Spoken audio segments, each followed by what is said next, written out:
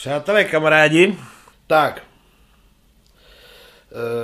točíme s jedním zajímavým, velmi zajímavým hostem, který určitě 100% všichni znáte.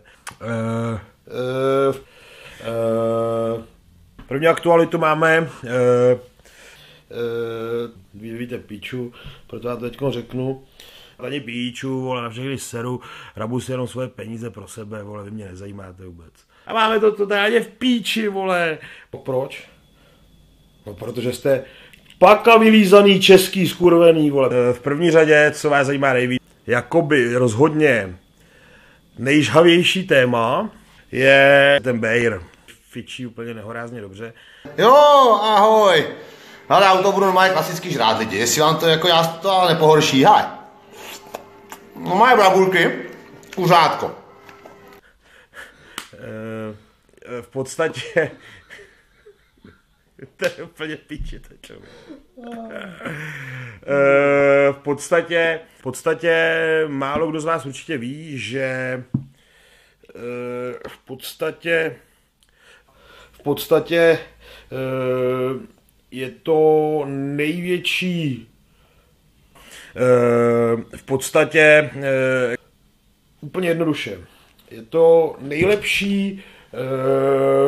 nejlepší. My jsme prostě nejlepší kamarádi, ale víceméně je potřeba udržovat vás, lidi, co sledují YouTube, vole, v nějakým napětí. Tak. Prostě nám se daří, vole, protože máme Filipa, vole. Jo, takže asi takhle. Takže všichni z toho budete mít užitek. Svegly jsou strašný, vole, hajzlové a toto. Přesně. A vůbec ten Pavlis Vacek, to je taková kunda, ty vole. Ty krávo, lidi, ty vole. Myslím si, že Fíla by mohl vlastně být moderátor, třeba v TV, vole. Ale to je jako příživník, vole, jo. Ten vlastně se hnedka přiživuje, okamžitě. Roky, pojď taky se vole užírat, hele. Ale to uvažila ta žena, hele. Ale to jako bez prdele, jo. Žádná jiná firma to nevyrábí.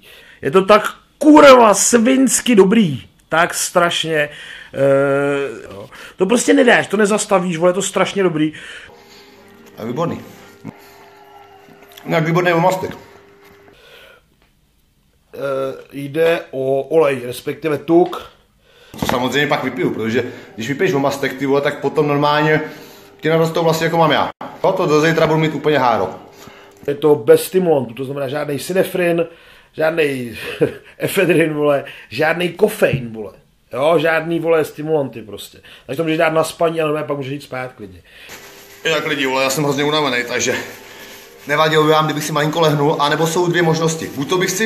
Buď to si lehnu a budu si dát dál, anebo to ukončím. Chcete, abych to ukončil? Asi jsi neprcil.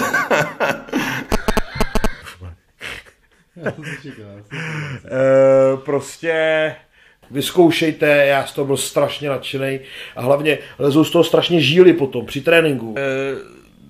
Tudlen z toho je takovej úlet, že se to dá sníst celý prostě. Já třeba proteinolu s ním pár žic a už nemůžu, jakoby, jo. Ale tady fakt to sežeru, je to úlet. Ale prostě, protože to je fakt svinsky dobrý, jo.